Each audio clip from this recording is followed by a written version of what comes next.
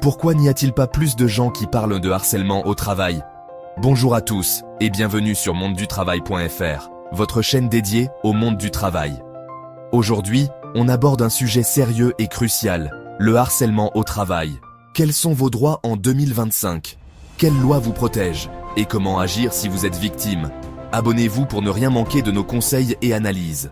On fait le point ensemble.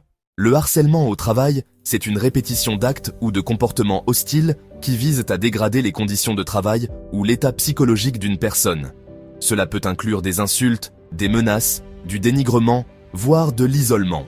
Selon l'article L1152-1 du Code du travail, aucun salarié ne doit subir des agissements répétés de harcèlement moral qui ont pour objet ou pour effet une dégradation de ses conditions de travail susceptibles de porter atteinte à ses droits, à sa dignité ou d'altérer sa santé physique ou mentale.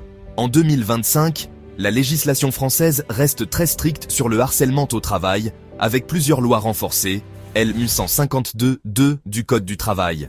L'employeur a une obligation de prévention. Il doit mettre en place des mesures pour éviter le harcèlement et protéger ses employés. L1153-1 à L1153-6 du Code du travail. Ces articles traitent spécifiquement du harcèlement sexuel en insistant sur la tolérance zéro en entreprise. Article 222-33-2 du Code pénal. Il précise que le harcèlement moral est passible de 2 ans d'emprisonnement et de 30 000 € d'amende, et davantage en cas de circonstances aggravantes. Reconnaître le harcèlement peut être complexe. Voici quelques signes: des remarques blessantes ou dévalorisantes répétées, des changements soudains dans vos tâches ou votre position sans raison valable, une pression anormale ou des menaces subtiles. Pour prouver le harcèlement, il est essentiel de collecter des preuves, garder des emails, SMS ou tout échange écrit.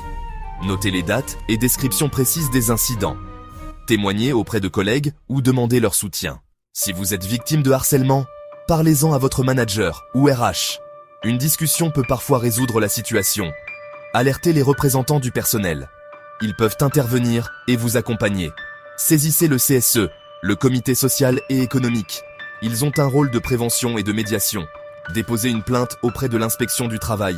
Ils peuvent réaliser une enquête. Saisissez les prud'hommes si nécessaire. En cas de harcèlement sexuel, contactez également la police ou la gendarmerie pour déposer une plainte pénale. Pour éviter ou réagir face au harcèlement, apprenez à dire non et posez vos limites. Documentez tout dès les premiers signes. Appuyez-vous sur vos collègues ou un réseau de soutien. Utilisez les numéros d'aide comme le 3939. Allo Service Public pour connaître vos droits. N'oubliez pas de vous abonner à notre chaîne pour plus de conseils et de soutien.